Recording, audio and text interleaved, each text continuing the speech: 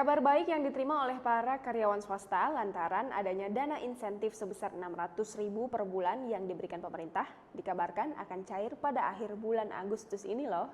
Pencairan insentif Rp600.000 bagi karyawan swasta dan pegawai pemerintah non-PNS cair lebih cepat dari jadwal yang dibuat. Program bantuan langsung tunai sebesar Rp600.000 untuk pekerja bergaji di bawah Rp5 juta akan cair pada akhir Agustus 2020.